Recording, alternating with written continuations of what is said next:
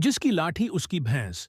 इस मशहूर हिंदी कहावत की एक लोक कथा आधारित सच्ची कहानी नीचे दी गई है, जो इस कहावत के जन्म का कारण मानी जाती है। कहानी। लाठी वाला गडेरिया।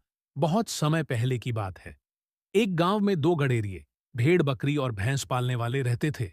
एक था भीमा, जो गरीब और मेहनती था, और दूसरा था रघु, जो थोड़ा चालाक और ताकतवर था। एक दिन भीमा अपनी प्यारी काली भैंस को लेकर जंगल के पास चराने गया। वहीं रघु भी अपनी भैंसें लेकर आया। अचानक बारिश शुरू हो गई, तो दोनों अपने जानवरों को पास के एक पेड़ के नीचे ले आए। बारिश के बाद जब दोनों अपने जानवरों को लेकर वापस गांव लौटे, तो रघु ने भीमा से कहा, ये जो काली भैंस है, ये मेरी है। तू झूठ बोल रहा है। भीमा हैरान रह गया। नहीं, ये मेरी भैंस है। मैं रोज चराने लाता हूं। तू झूठ बोल रहा है।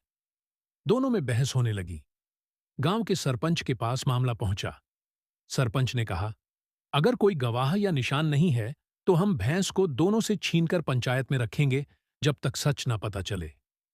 लेकिन रघु, जो ताकतवर था और हाथ में बड़ी लाठी लेकर आया था, उसने डराया और कहा, भैंस मेरी है और मैं इसे अभी ले जा रहा हूं। कोई मुझसे नहीं छीन सकता।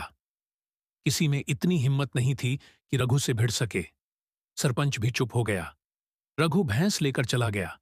भीमा रोता रह गया, लेकिन कुछ न कर सका।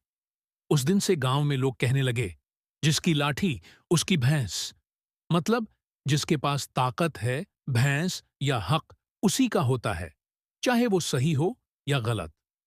कहावत का अर्थ, जिसकी लाठी उसकी भैंस, का मतलब है कि जिसके पास ताकत या दबदबा है, वही अपना हक मनवा लेता है, भले ही सच्चाई किसी और के साथ हो।